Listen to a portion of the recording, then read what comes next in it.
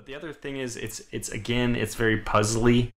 The thing which kind of drives me batty is the fact that you have to somehow coordinate moving one unit forward, attacking with it, have enough movement points to move it back off the front line, and then move another unit forward.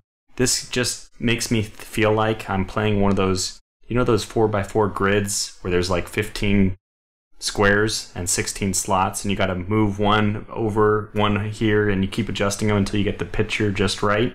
Yeah. That's what I feel like I'm doing a lot in this game, and it drives me nuts because that's never what war is like. I mean, and it's also like opposed to games, Jean, I know you're familiar with Civil War Generals too. Unlike games like that where you've got all the space in the world to do exactly what Tortuga just said, you are crammed you are like in public transit in like the subway in New York on like the Normandy maps or the Sicily maps or the Italy maps. There is no room to maneuver. So a lot of times you've got units that are just sitting around doing nothing because you can't get them to the front because everything's so packed in. Yeah. So I don't like that side of it. It's fun. It's still fun from a puzzle standpoint, but at no point in time when I'm doing that, like bouncing units forward and backward, at no point in time do I feel like a real general. It's very gamey. It's a mechanic, and that's why I consider this a little puzzle based. So, I've had several people after I pointed that out in my overview mention to me, yeah, you know what, that's right, and that's part of the reason why I'm not enjoying it as much as I thought. But that also is part of the appeal for people who are not already hardcore wargamers. There's something there that they can latch onto.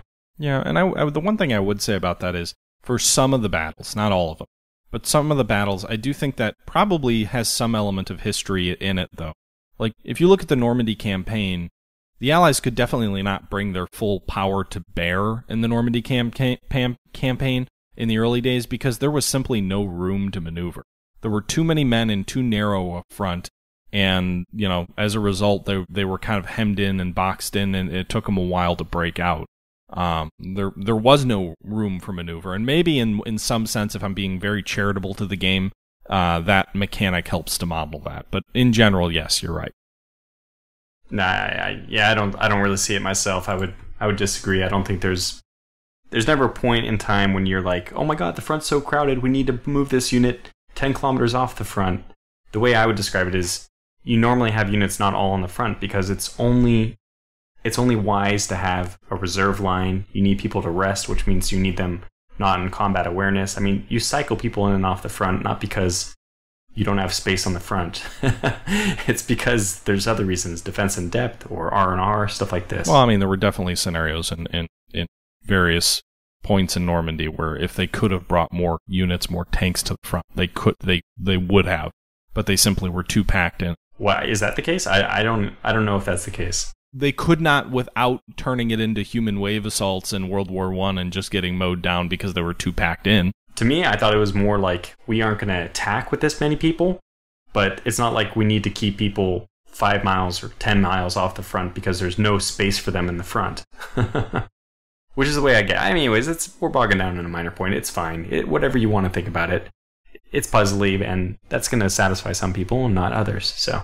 Yeah, overall, I really like this game. It's it's definitely addictive, and I keep thinking about playing.